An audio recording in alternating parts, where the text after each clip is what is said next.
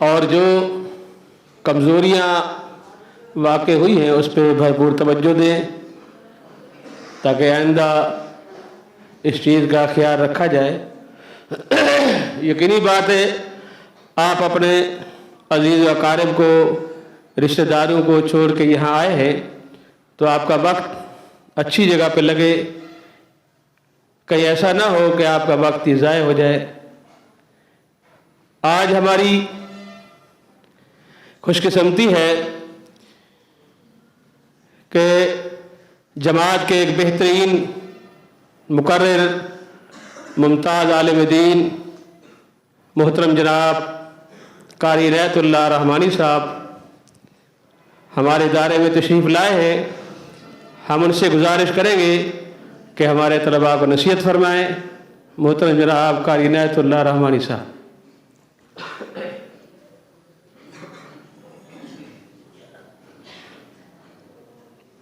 السلام علیکم ورحمۃ اللہ وبرکاتہ۔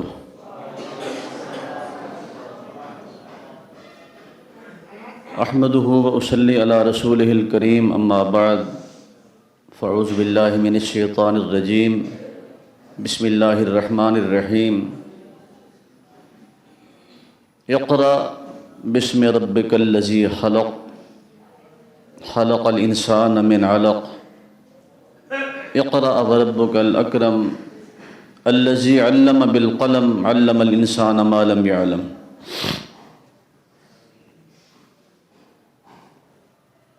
مدیر الجامعہ، قابل قدر اساتذہ کرام اور عزیز بچوں، بڑی خوشی ہوئی، میں نے سنا کہ آپ کا امتحان ہوا ہے ششماہی، اور آپ جانتے ہیں عند الامتحان یکرم الرجل او یہان، امتحان کے وقت انسان کو عزت ملتی ہے، یا پھر دوسرا لفظ اہانت کا میں نہیں لینا چاہتا، پڑھا گیا جملہ، لیکن میں سمجھتا ہوں کہ دین کا علم حاصل کرنے والے بچے کبھی ناکام نہیں ہوتے، وہ فیل بھی نہیں ہوتے۔ ایک طریقہ کار چلا آیا ہے صدیوں سے بچوں کو پرکھنے کے لیے۔ کسی دور میں تو صرف شفوی امتحان ہوتا تھا، زبانی سنا جاتا تھا، آج اس کے ساتھ ساتھ تحریری بھی ہوتا ہے۔ تو میری دعا ہے اللہ تعالیٰ آپ بچوں کو تمام دینی اور دنیاوی معاملات میں کامیابی عطا فرمائے۔ مدیر الجامعہ فضیلت الشیخ جناب احسن سلفی صاحب حافظہ اللہ کی یہ کاوش اور آپ اساتذہ کی جد و جہد اور محنت، میں نے جو آیت پڑھی ہے اقرأ بسم ربک الذی خلق، آپ جانتے ہیں کہ یہ سب سے پہلے الفاظ ہیں جو وحی کی شکل میں جناب جبریل امین لے کر آئے۔ جب آپ غار حرا میں تھے، میری دعا ہے اللہ آپ سب کو بھی موقع نصیب فرمائے، آپ مکۃ المکرمہ جائیں، حج اور عمرے کی سعادت بھی حاصل کریں، اور اس غار کو بھی دیکھیں۔ جبل نور پر یہ غار واقع ہے جس کو غار حرا کہتے ہیں۔ باب بدل الوحی میں امام بخاری رحمۃ اللہ علیہ نے یہ تفصیل بیان کی ہے کہ وحی کا نزول، اس کا آغاز کیسے ہوا۔ وہ کہتے ہیں کہ مرے کو مارنا، لیکن میں وہ جملہ استعمال نہ کروں تو بہتر ہے، پڑھے ہوئوں کو پڑھانا۔ ماشاءاللہ آپ سب جانتے ہیں، ان واقعات سے، ان حالات سے آگاہ ہیں۔ جس معاشرے میں یہ وحی نازل ہوئی اور کہا گیا اقرا، پڑھیے، حالانکہ اس معاشرے میں جرائم بڑے تھے، جوا تھا، زنا تھا، بت پرستی تھی، شرک تھا، فسق و فجور، ہر وہ چیز جسے ہم برائی کہہ سکتے ہیں اس معاشرے میں موجود تھی۔ حتیٰ کہ اپنے ہاتھوں اپنی بیٹیوں کو زندہ درگور کر کے فخر محسوس کرنے والا بدترین ماحول، لیکن کسی برائی سے نہیں روکا۔ پہلی وحی میں کسی برائی سے نہیں روکا، کیا کہا؟ اقرا، پڑھیے۔ کیوں؟ جب پڑھ لکھ جائے گا معاشرہ، پڑھا لکھا ہوگا، برائیاں خود بخود ختم ہو جائیں گی۔ اور یہ لفظ ہے اقرأ بسم ربک الذی خلق، اس رب کا نام لے کر پڑھیں جس نے پیدا کیا، انسان کو جمے ہوئے خون سے پیدا کیا۔ اس لفظ کو پھر ریپیٹ کیا، پھر دہرایا، اقرأ وربک الاکرم الذی علم بالقلم۔ آپ پڑھیں، اس لیے پڑھیں کہ آپ کا رب عزت والا ہے۔ اس میں ایک نکتہ ہے کہ آپ پڑھیں کیوں؟ اس لیے کہ آپ کا رب عزت والا ہے، یعنی اس عزت والے رب کا حکم مان کر آپ پڑھیں تو وہ عزت والا آپ کو بھی عزت عطا فرمائے گا۔ الذی علم بالقلم، جس نے قلم کے ذریعے تعلیم دی، یعنی جو کچھ پڑھنا ہے اس کو پھر لکھنا بھی ہے۔ آپ پڑھتے رہیں، مغز ماری کرتے رہیں، لکھنے سے بہت سی چیزیں یاد ہو جاتی ہیں، اور کبھی بھول بھی جائے انسان تو پھر اس کاپی کو اٹھا لیتا ہے، اس میں سے دیکھ لیتا ہے کہ مجھے استاد محترم نے کیا کیا تشریحات بیان کر کے سمجھایا تھا، تو اس لیے پڑھے ہوئے کو لکھنا بھی ہے۔ اب سوال یہ ہے کہ پڑھنا کیا ہے؟ الرحمن علم القرآن، رحمان نے قرآن کی تعلیم دی۔ اب پڑھنا کیا ہے؟ وہ نصاب جو مدینہ کی سب سے پہلے یونیورسٹی، سب سے پہلا انسٹیٹیوٹ، سب سے پہلا ادارہ، جس کے طالب علم اصحاب صفہ تھے اور معلم کائنات جناب محمد رسول اللہ صلی اللہ علیہ وسلم تھے، جو نصاب آپ نے پڑھایا ہے وہی پڑھنا ہے۔ اور وہ کون سا نصاب ہے؟ یعلمہم الکتاب والحکمہ ویزکیہم، قرآن و سنت، کتاب و حکمت۔ اور صرف پڑھنا نہیں ہے، پڑھنے کے ساتھ ساتھ یزکیہم، اپنے دل کا تزکیہ کرنا ہے، پڑھنے کے ساتھ ساتھ تربیت بھی حاصل کرنی ہے۔ صرف پڑھائی کافی نہیں ہے جب تک کہ تربیت نہ ہو، اور اس پڑھائی کا جو اثر ہوا، اس کے ساتھ جو تزکیہ ہوا، آپ جانتے ہیں ایک غامدیہ خاتون کے متعلق بھی واقعہ موجود ہے، جناب ماعز اسلمی کا واقعہ موجود ہے رضی اللہ تعالیٰ عنہ، کہ ایسا پاکیزہ ماحول تشکیل پایا اس تعلیم کے ذریعے، اس تربیت کے ذریعے، کہ پہلے تو گناہ ہوتا ہی نہیں ہے، اور اگر غلطی ہوئی ہے اپنے آپ کو خود پیش کیا ہے، طہرنی یا رسول اللہ، آپ مجھے پاک کریں، آپ پاک کرنے کے لیے آئے ہیں۔ یہ تزکیہ ہے، یہ تربیت کا اثر ہے تعلیم کے ساتھ۔ آپ ٹال رہے ہیں، وہ ٹلتا نہیں ہے، کہتا طہرنی یا رسول اللہ، حالانکہ اس کو پتہ ہے مجھ پر جو حد قائم ہوگی میں جی نہیں سکوں گا، سنسار کیا جائے گا، پتھر مارے جائیں گے، اس کے باوجود اپنے آپ کو خود پیش کیا ہے۔ یہ ہے اس تعلیم اور اس کے ساتھ ساتھ تربیت کا اثر۔ آج ہم تعلیم تو حاصل کر لیتے ہیں لیکن تربیت سے عاری ہوتے ہیں،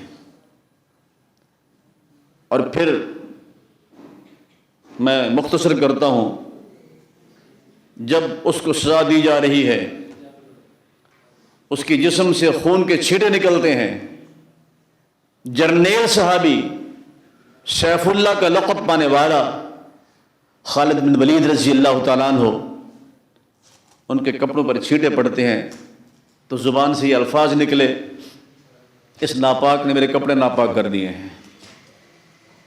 تو آپ نے کیا کہا؟ لقد تاب توبۃ لو وزعت علی اہل المدینہ لواسعت لابتیہا، یہ تو ایسا پاک صاف ہو کے جا رہا ہے اور ایسی توبہ کر کے جا رہا ہے، اس کی توبہ کو مدینہ کے لوگوں پر تقسیم کیا جائے تو سب کے گناہ معاف ہو سکتے ہیں۔ یہ تزکیہ ہے تعلیم کے ساتھ، یعلمہم الکتاب والحکمہ ویزکیہم۔ اور نبی علیہ السلام نے کیا فرمایا جب آپ تشریف لے گئے مسجد میں، اور دو مجلسیں تھیں، ایک ذکر اذکار کی تھی اور ایک تعلیم و تعلم کی تھی۔ فرمایا کلاہما الخیر، یہ دونوں بہتر ہیں، لیکن انما بعثت معلما، اللہ نے مجھے معلم بنا کے بھیجا ہے۔ آپ اس محفل میں بیٹھے، اس مجلس میں جس میں پڑھا لکھا جا رہا تھا، پڑھایا جا رہا تھا، تعلیم و تعلم کا سلسلہ تھا، تو یہ سب سے پہلی وحی ہے۔ آپ خوش نصیب ہیں جو قرآن و سنت کو پڑھنے والے ہیں، قرآن و حدیث کو پڑھنے والے ہیں، بہت خوش نصیب ہیں۔ آپ وہ خوش نصیب ہیں جن کے لیے چیونٹیاں اپنے بلوں میں دعائیں کرتی ہیں، مچھلیاں سمندر میں دعائیں کر رہی ہیں، اور فرشتے اپنے پروں کو روک لیتے ہیں احترام میں۔ میں اللہ سے دعا کرتا ہوں کہ رب العالمین آپ کے علم میں، آپ کی عمر میں برکتیں عطا فرمائے، آپ دین کے علم کو حاصل کریں۔ دور دراز سے آپ لوگ آئے ہوں گے، اور کسی عربی کے شاعر نے کہا ہے، مناسب، تغرب عن الاوطان فی طلب العلا، سافر ففی الاسفار خمس فوائد، تفرج ہم واکتساب معیشت وعلم وآداب وصحبت ماجدی۔ علم کے حصول کے لیے تغرب عن الاوطان، اپنے وطن کو چھوڑیں، غریب الوطن ہو جائیں، وطن کو چھوڑ کر علم کے حصول کے لیے نکلیں۔ فی طلب العلا، اگر چاہتے ہیں کہ بلندی اور مقام اور مرتبہ حاصل ہو، سافر، آپ سفر کریں۔ فی الاسفار خمس فوائد، سفر میں 5 فائدے ہیں۔ تفرج ہم، ایک تو انسان کے غم غلط ہوتے ہیں، غم دور ہوتے ہیں۔ واکتساب معیشت، انسان روزگار بھی حاصل کرتا ہے۔ وعلم وآداب وصحبت ماجدی، انسان علم سیکھتا ہے، ادب سیکھتا ہے، اور نیک لوگوں کی صحبت میسر آتی ہے۔ آپ کے اساتذہ جو آپ کے معلم ہیں، یہ والدین کا کردار ادا کرتے ہیں، اور ان کا مقام والدین کی طرح ہے، ان کی عزت و احترام بھی ماں باپ کی طرح ہے، اسی شفقت سے پیش آتے ہیں۔ بسا اوقات کسی بات پر ڈانٹتے بھی ہوں گے، ماں باپ بھی ڈانٹتے ہیں، روکتے ہیں، اور کب ڈانٹتے ہیں؟ جب کوئی غلطی ہو، کوئی قصور ہو جائے۔ تو انسان غلطی اور خطا کا پتلا ہے، غلطیاں ہوتی رہتی ہیں۔ ماں باپ کا اور والدین کا، ان کی ذمہ داری ہے کہ وہ آپ کو سمجھائیں، تو آپ اس کو برا نہ منایا کریں، اپنی اصلاح کرنے کی کوشش کیا کریں۔ دیکھیں والد کی مثال شیخ سعدی رحمۃ اللہ علیہ نے اپنی کتاب گلستہ میں دی ہے، کہ اس کی مثال جراح کی ہے۔ جراح کی سی مثال ہے کہ وہ پہلے زخم کو کاٹتا ہے، تکلیف ہوتی ہے، اس میں سے گند ہو، پیپ اس کو نکالتا ہے، تکلیف ہوتی ہے، پھر اس پہ مرہم بھی رکھتا ہے تاکہ زخم ٹھیک ہو جائے۔ تو اگر کوئی کوتاہیاں ہوتی ہیں، آپ بچے ہیں، اساتذہ آپ کو سمجھاتے ہیں، تو آپ کو ان کوتاہیوں کو دور کرنا ہے، سمجھنے کی کوشش کرنی ہے، اپنے اساتذہ کا، والدین کا احترام کرنا ہے، اپنے ملک کے لیے، اپنی قوم کے لیے اپنے کام کرنا ہے، اور پڑھنے کے بعد پھر اس مشن کو لے کر آپ نے آگے بڑھنا ہے، صحابہ کرام کی طرح کہ جب انہوں نے دین کا علم حاصل کیا، پھر اپنے اپنے علاقوں کو نکل گئے، اس پیغام کو عام کیا، اس پیغام کو پہنچایا۔ جناب یوسف علیہ السلام جیل میں چلے گئے تھے، جیسے بھی گئے، تفصیل آپ جانتے ہیں، لیکن آپ کو پتہ ہے کہ جیل سے وہ باہر کیسے آئے؟ کسی نے ان کی ضمانت نہیں کرائی تھی، وہ اپنے علم کی وجہ سے باہر آئے تھے، اور وہ علم تھا تعبیر الرؤیا کا، خوابوں کی تعبیر کا علم ان کے پاس تھا۔ جیل کے 2 ساتھیوں کو تعبیر بتائی، پھر عزیز مصر کو خواب آیا، تعبیر بھی بتائی، ساتھ تدبیر بھی بتائی، تو وہ علم کی وجہ سے آپ کے معتقد ہوئے اور آپ کو رہا کر دیا۔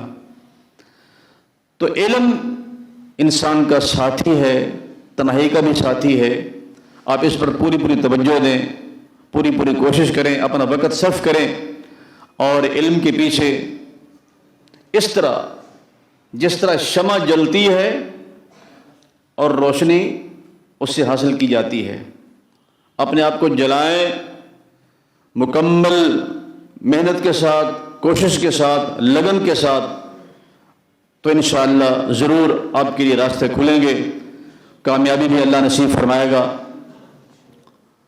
آخر میں پھر دعا گو بھی ہوں اور خراج تحسین پیش کرتا ہوں جناب سلفی صاحب کو، حافظ اللہ، جو آپ کے جامعہ کے مدیر ہیں، اور اساتذہ کرام کو بھی۔ ابھی مجھے فرما رہے تھے کہ آپ کوئی جو نا ان کو شعر سنائیں، میں نے کہا ماحول نہیں ہے، علمی مجلس ہے، تو ذوق تو ہے میرے پاس شعر و شاعری کا، سنانے کا، پنجاب میں یہ چلتا ہے بہت زیادہ، تو اگر آپ بھی سننا چاہتے ہیں تو حسب الحکم، کیا سننا چاہتے ہیں؟ جناب حسان بن ثابت رضی اللہ تعالیٰ عنہ کے میں آپ کو اشعار سنا دیتا ہوں کہ انہوں نے جو نبی علیہ السلام کی مدح سرائی کی، اور پھر وہ مدح سرائی اتنی مشکل ہوتی ہے کہ ممدوح جب سامنے بیٹھا ہو اور اس کی تعریف کی جائے، انتہائی مشکل کام ہوتا ہے۔ اور نبی علیہ السلام جناب حسان بن ثابت کو حکم دیتے تھے رضی اللہ تعالیٰ عنہ کو کہ آپ ممبر پہ بیٹھ جائیں، احجہم وما کروہ القدس، اللہ اس کے رسول کی تعریف کریں، کفار کی حجو اور مذمت کریں، جبریل امین بھی آپ کے ساتھ ہے۔ تو اس وقت جب آپ سامنے بیٹھے تھے، جناب حسان نے کچھ کلمات کہے، وَأَحْسَنُ مِنْكَ لَمْ تَرَ قَطُّ عَيْنِي وَأَحْسَنُ مِنْكَ لَمْ تَرَ قَطُّ عَيْنِي وَأَجْمَلُ مِنْكَ لَمْ تَلِدِ النِّسَاءُ خُلِقْتَ مُبَرَّأً مِنْ كُلِّ عَيْبٍ كَأَنَّكَ قَدْ خُلِقْتَ كَمَا تَشَاءُ۔ عربی زبان میں یہ اشعار کہے، اور ان کا ایک یہ جملہ بھی ہے، شق له من اسمه ليجله فذو العرش محمود وهذا محمد۔ نبی علیہ السلام کی تعریف میں آپ کی عظمت کو بیان کرنے کے لیے، اور آج کل بیان کرنا چاہیے، اس وقت فرانس جو کچھ کر رہا ہے، ڈنمارک اور یورپی جو ممالک ہیں، نبی علیہ السلام کی شان میں گستاخیاں کر رہے ہیں، آپ کو بھی مجھے بھی آپ کی مدح سرائی کرنی چاہیے، آپ کی عظمت کو بیان کرنا چاہیے، آپ کی فضیلت کو بیان کرنا چاہیے۔ ان حالات میں ضروری ہے ہمارے لیے کہ اپنے پیغمبر کی شان کو، عظمت کو بیان کریں۔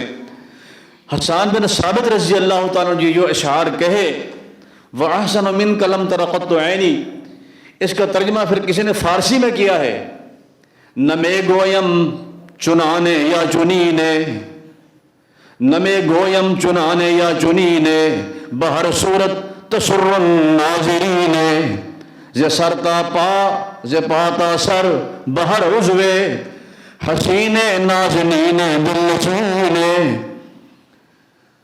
جناب حسان نے اپنی بات عربی زبان میں کی، فارسی والے نے فارسی میں کی، پھر پنجابی والا آتا ہے، وہ کہتا ہے مجھ سے بھی سنو، آپ کہتے ہیں پنجابی میں بیان نہ ہو، عربی والے کو بھی اجازت ہے، فارسی والے کو بھی اجازت ہے، تو پنجابی میں ایک تو ہے جناب سید الفت رحمۃ اللہ علیہ، اور ایک معروف ہمارے نعت خواں گزرے ہیں مولانا شمشام رحمۃ اللہ علیہ، ان کا اپنا انداز تھا، انہوں نے اسی بات کو آگے بڑھایا ہے، جناب حسان بن ثابت کی بات کو آگے بڑھایا رضی اللہ تعالیٰ عنہ کی۔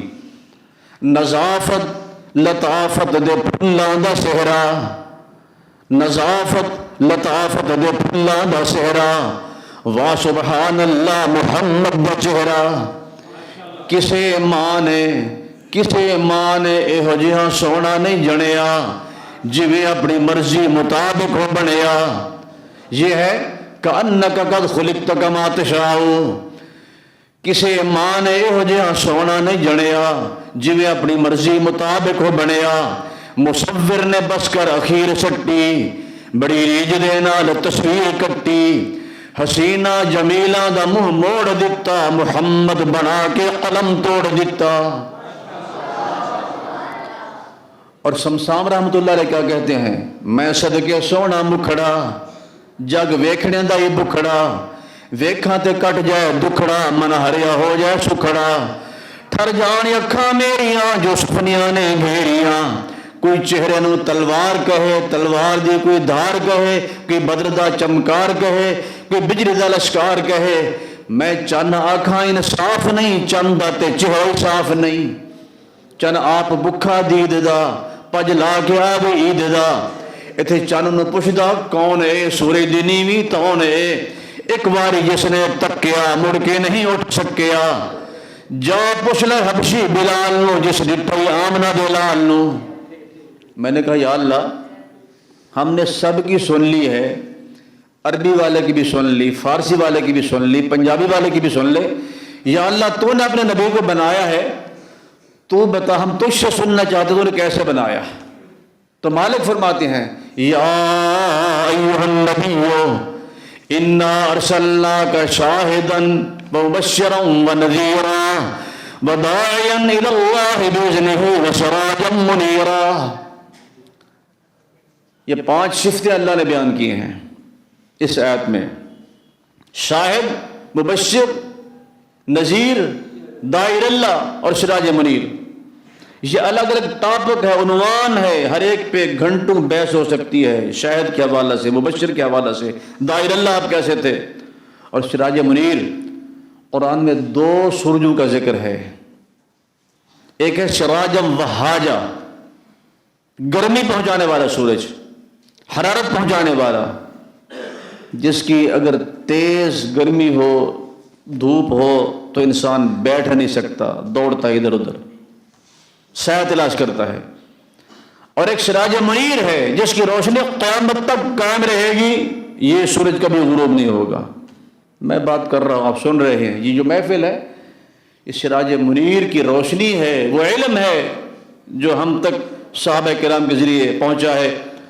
میں آخر میں پھر دعا گو ہوں، وقت کافی ہو گیا ہے، رخ موڑ دیا تھا میرا فضیلت علم سے آگے، چونکہ سلفی صاحب کی فرمائش بھی میں ٹال نہیں سکتا تھا، رد نہیں کر سکتا تھا. اللہ سے دعا ہے کہ رب العالمین اساتذہ کی، مدیر جامعہ کی تمام محنتوں کو قبول فرمائے، آپ کو بھی، آپ کے اساتذہ بھی اپنے حفظ و امان میں رکھے، دنیا اور آخرت دونوں کی کامیابی نصیب فرمائے. اقول قولی ھذا